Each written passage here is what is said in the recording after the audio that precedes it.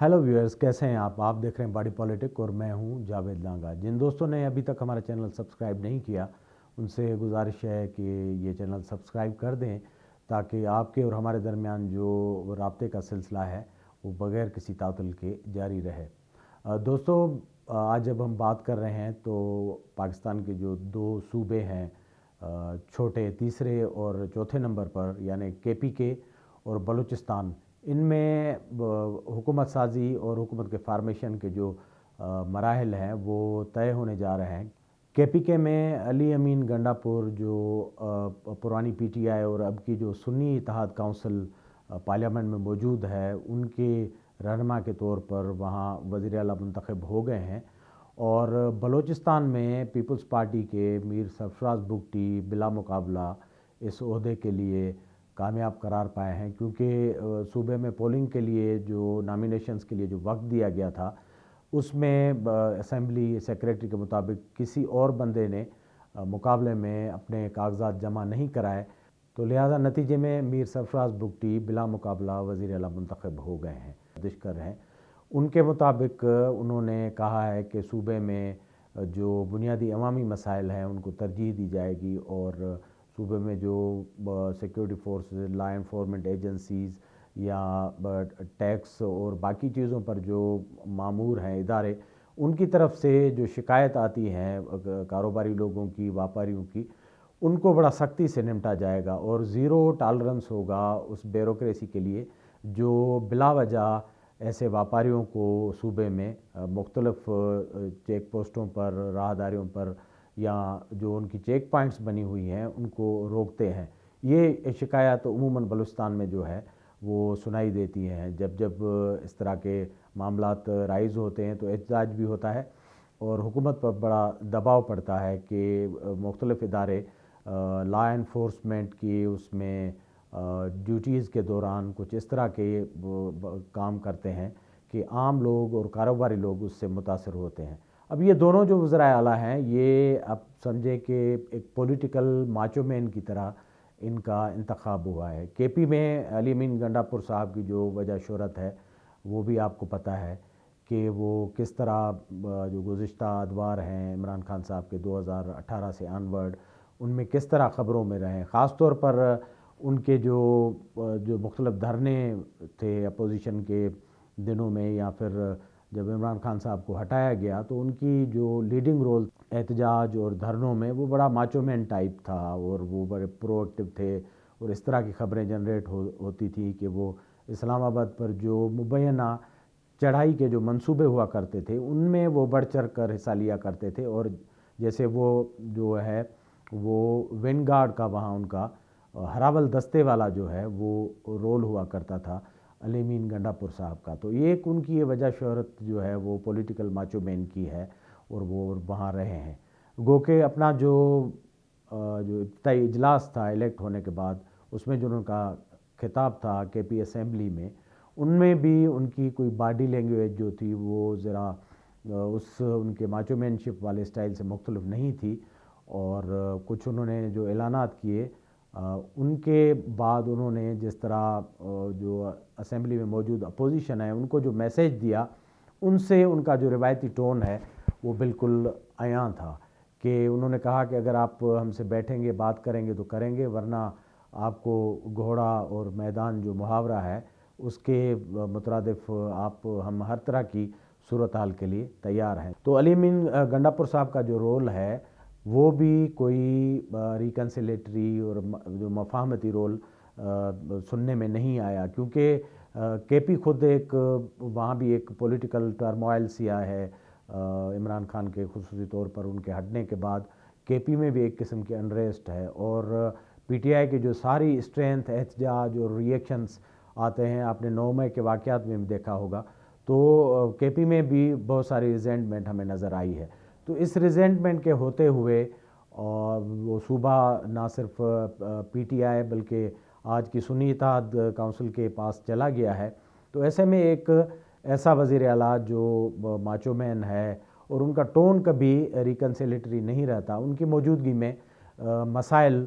लाजमी तौर पर पैदा होंगे। दूसरी तरफ सरफराज बुगटी साहब जो है वो निस्बतन ان سے زیادہ کمپوز ہیں، پڑھے لکھے ہیں اور ایک پولیٹیکل پس منظر سے آئے ہوئے ہیں، کیونکہ ان کے والد جو ہیں غلام قادر مسوری بگٹی صاحب، وہ بھی پیپلز پارٹی کا 1988 سے ایکٹیو حصہ رہے، اور جب تک ان کی وفات ہوئی تو وہ اسی پارٹی کے ساتھ رہے، تو ان کی گرومنگ تھوڑا پولیٹیکل کلچر میں ہوئی ہے، لیکن وہ بھی ایک پولیٹیکل ماچو مین کے طور پر بلوچستان میں پہچانے جاتے ہیں، کیونکہ ہوم منسٹر کے طور پر رہے ہیں بلوچستان میں، تو وہ بھی بڑے فرنٹ فٹ پر کھیلنے والے سمجھے جاتے ہیں، اور خاص طور پر بلوچستان میں جو ریاست کی پالیسی ہے یا جو پرسپیکٹو اسلام آباد یا ہمارے سیکیورٹی جو فورسز ہیں ان کا جو پرسپیکٹو ہے ان کو بڑا ویمنٹلی آگے لے کر چلتے ہیں اور اس کے لیے مشہور ہیں۔ وہ ڈاکٹر مالک بلوچ کی جو سی ایم شپ تھی ان میں بھی وزیر داخلہ رہے، پھر سردار ثناء اللہ کا جو سیکنڈ ٹینیور تھا اس میں بھی رہے، اور بہت سارے واقعات ان سے جڑے ہوئے ہیں۔ ان کی جو اپنی لائف ہے اس پر بھی کئی اٹیمپٹ ہوئے ہیں، 2 درجن اٹیمپٹ چھوٹے موٹے، اس میں کافی کیولٹیز بھی ان کے خاندان اور مختلف لوگوں کی ہوئی ہے، تو وہ بڑا ایسے اسپاٹ لائٹ میں بلوچستان میں رہے ہیں، اور جو اسٹیٹڈ پالیسی ہے ریاست کی اس کو بڑا وہ ٹو کرتے ہیں، اس لائن کو ڈیفینڈ کرتے ہیں۔ آپ کو پتہ ہے گزشتہ پروگراموں میں جب یہ اسپیکولیشن چل رہے تھے کہ پیپلز پارٹی کا کون سا امیدوار جو ہے موجودہ صورتحال میں وزیر اعلیٰ ہو سکتا ہے، تو ہم نے آپ کے سامنے یہ عرض رکھا تھا کہ جس طرح بلوچستان میں الیکشن سے پہلے کی جو صورتحال تھی جس میں وائلنس تھا اور بہت ساری ایسی ڈیولپمنٹ تھی جن کو دیکھ کر یہ لگ رہا تھا کہ بلوچستان میں آنے والا جو وزیر اعلیٰ ہوگا پیپلز پارٹی کا وہ سرفراز بگٹی ہی ہو سکتے ہیں، کیونکہ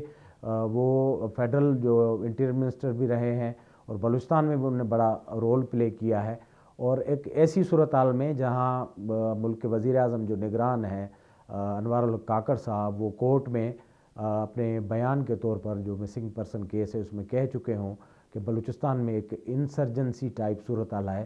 تو اس میں سرفراز بگٹی صاحب کے جو پراسپیکٹس ہیں وہ بڑھ جاتے ہیں، اور ہوا بھی ایسے۔ پیپلز پارٹی کے اور بھی امیدواران تھے، سردار ثناء اللہ تھے اور باقی نام چل رہے تھے، ظہور بلیدی صاحب وہ بھی سینئر پولیٹیشین ہے، لیکن قرائے فال سرفراز بگٹی کے نام کا نکلا اور بالآخر وہ بلا مقابلہ وزیر اعلیٰ منتخب ہو گئے ہیں۔ اب آنے والے دنوں میں دیکھا جائے گا، کیونکہ پیپلز پارٹی کا جنرل جو پوسچر ہے وہ ایک ریکنسیلیٹری ٹون والی پارٹی ہے، وہ بلوچستان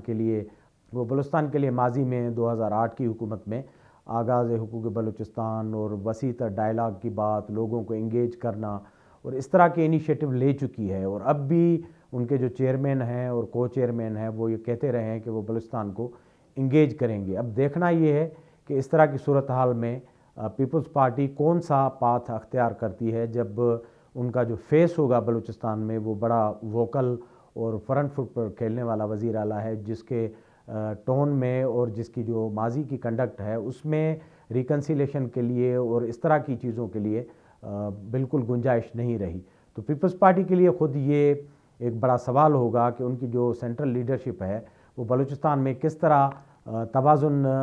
برقرار رکھے گی ان ساری چیزوں میں، کہ ایک طرف اسٹیٹ اپنا ریٹ اور باقی جو چیزوں کا جو ہے وہ بھرم بھی برقرار رہے، اور دوسری طرف جو اسپیس ہوتی ہے بات چیت کی، ریکنسیلیشن کی، لوگوں کو اور فورسز کو، مختلف گروپس کو انگیج کرنے کی، اس کی کتنی گنجائش بنتی ہے۔ تو یہ بڑا ٹیکٹیکل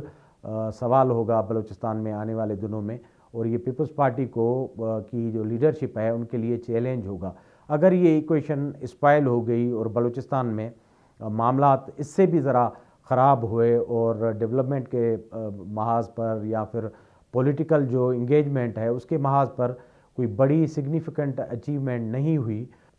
تو پیپلز پارٹی کی جو سینٹرل لیڈرشپ ہے ان کے لیے یہ موقع دو قسم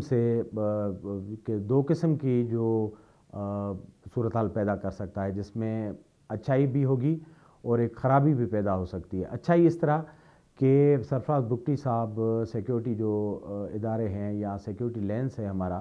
ان کے بہت قریبی سمجھے جاتے ہیں، اور ایک حد تک آپ یہ کہہ سکتے ہیں کہ وہ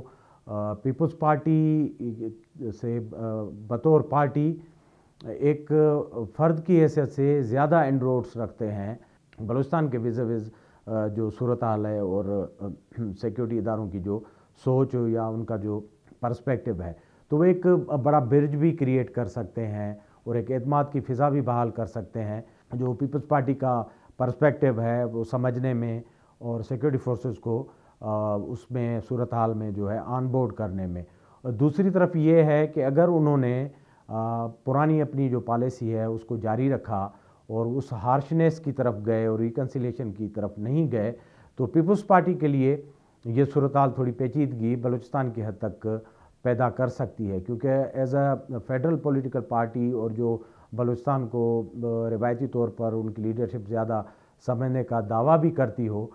اگر ایسی صورتحال میں پیپلز پارٹی سرفراز بگٹی صاحب کی رہنمائی میں وہ ڈیلیور نہیں کر سکتی، تو یہ ایک ڈرا بیک جو ہے پیپلز پارٹی کے لیے بن سکتا ہے۔ بہرحال یہ دونوں اہم صوبے ہیں اور ان کے جو وزیر اعلیٰ ہیں ان کا پروفائل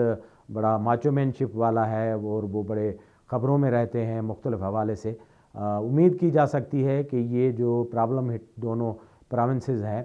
ان میں وزیر اعلیٰ بننے کے بعد یہ جو دونوں حضرات ہیں وہ ڈیموکریسی کے سسٹم کے اور باقی چیزوں کے تقاضے ملحوظ خاطر رکھتے ہوئے انڈر ٹون رہیں گے، اور جس طرح ایک صوبے کا وزیر اعلیٰ چیف ایگزیکٹو وہ ہو سکتا ہے پورے صوبے کو ساتھ لے کر ان کی جو کمپلیکسٹیز ہیں یا فالٹ لائنز ہیں یا پرابلمز ہیں، صوبے کے گراؤنڈ ریئلٹیز ہیں، ان کو سمجھ کر